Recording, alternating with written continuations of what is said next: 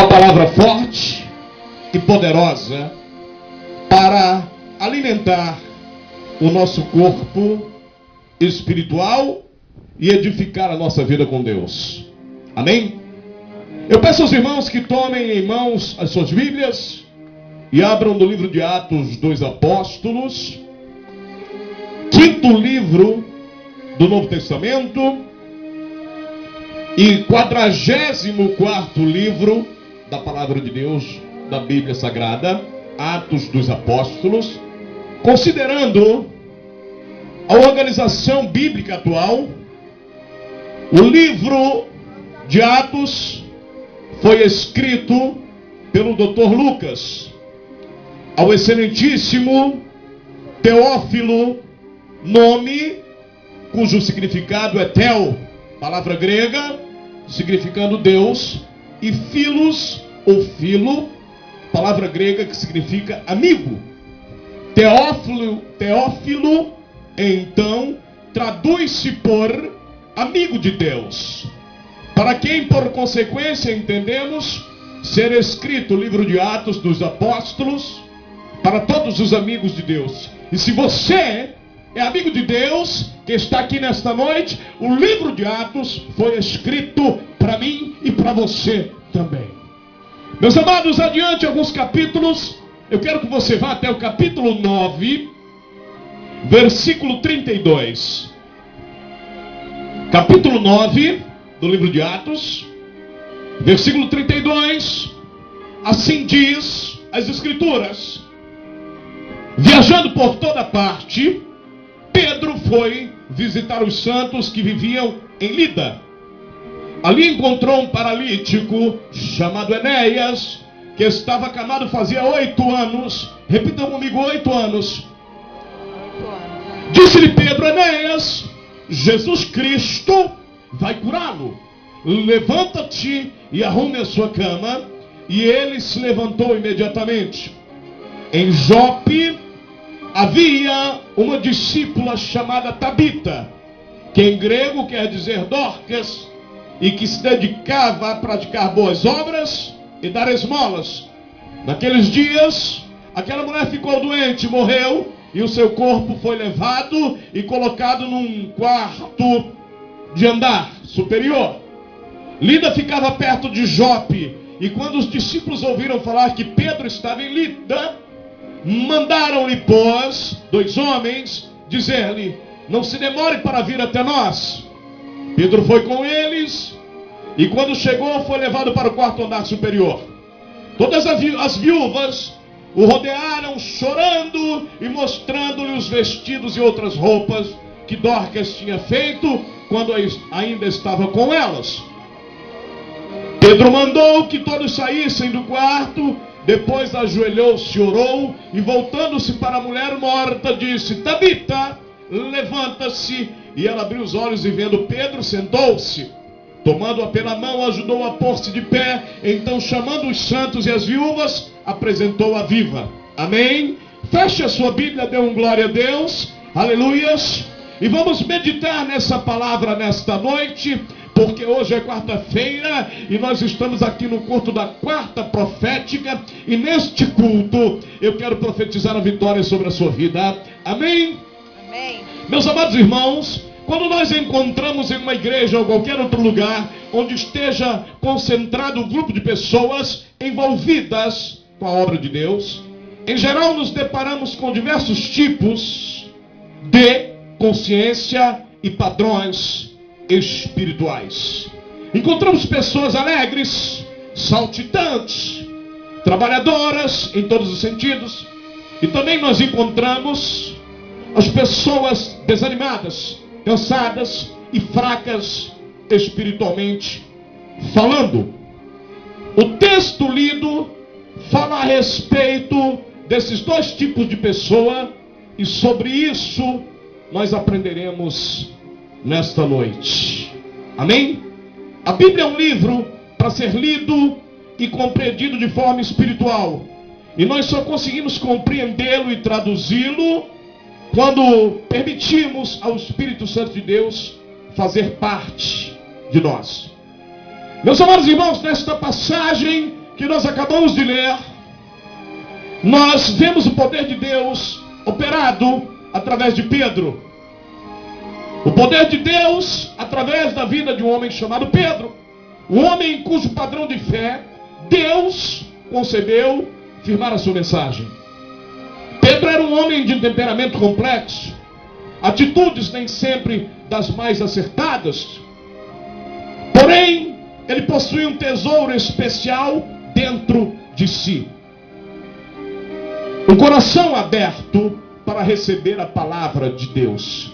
E isso fez de Pedro um dos maiores ícones espirituais do cristianismo, pregado por ele com grande ênfase e autoridade.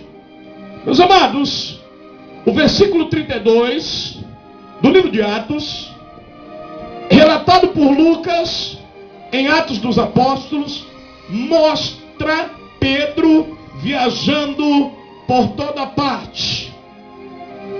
Pedro aponta para o Evangelho de Cristo e a sua autoridade. Pedro sabia da imensa autoridade na qual estava constituído e que lhe possibilitava, aleluias, fazer qualquer coisa em nome de Jesus, conforme havia transcrito nas palavras de Jesus.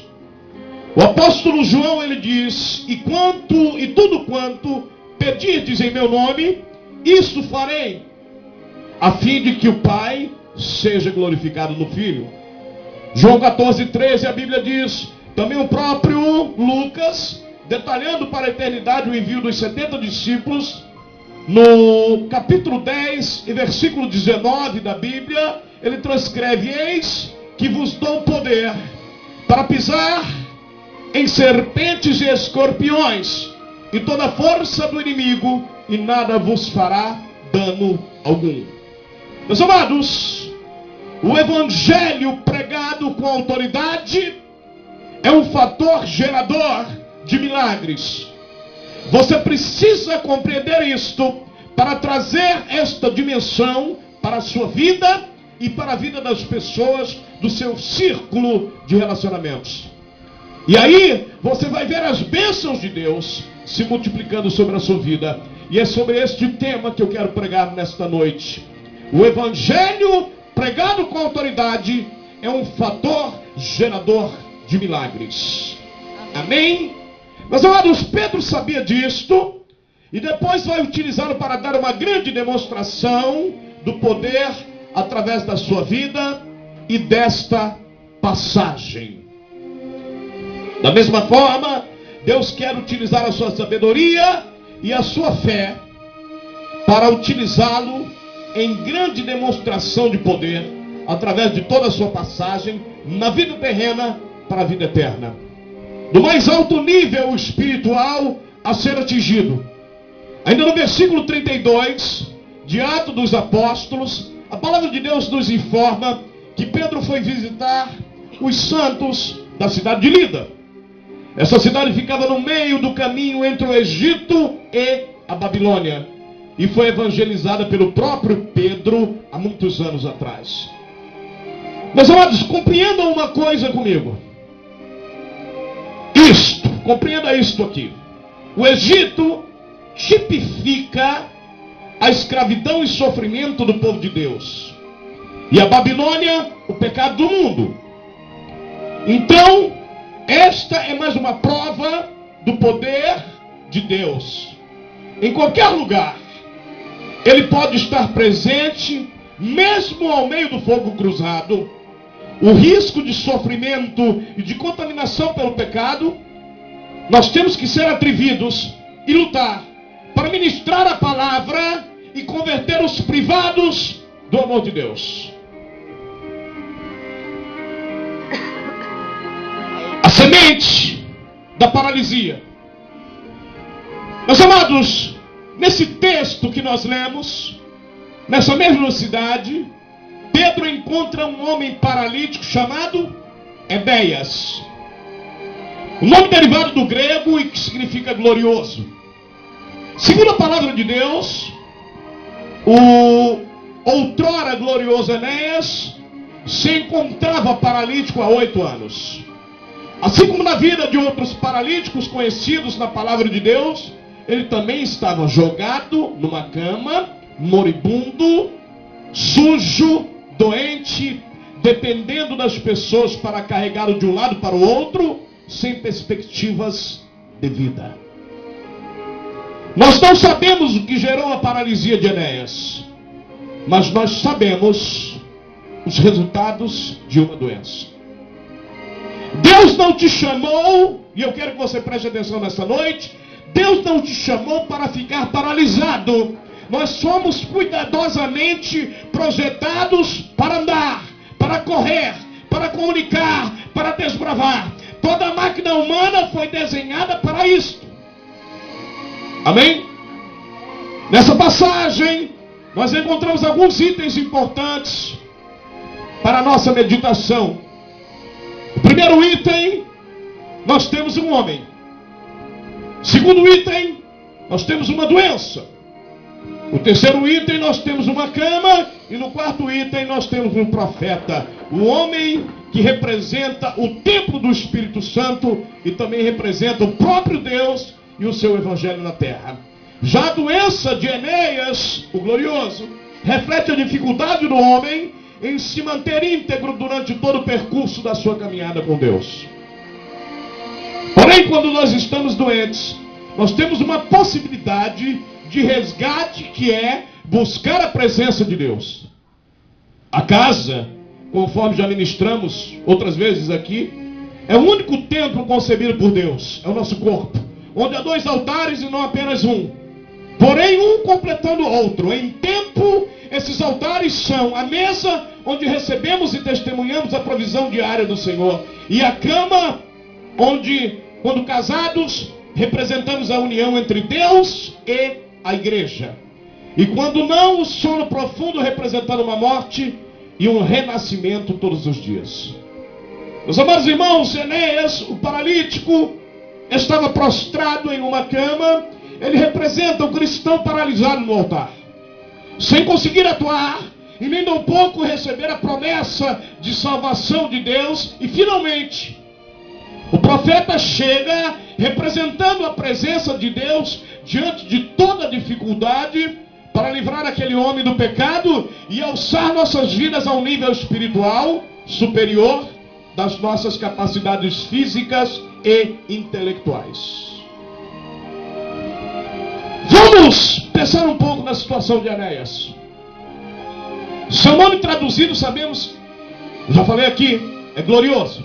Uma vez que os nomes definem a posição social e condição espiritual, entre outras coisas, nós percebemos que Enéas, como um homem ativo na cidade de Lida, talvez um destaque entre os discípulos deixados por Pedro naquela cidade, no entanto, agora estava acamado e paralisado, e a sua estrutura física ia contra todos os seus projetos de vida.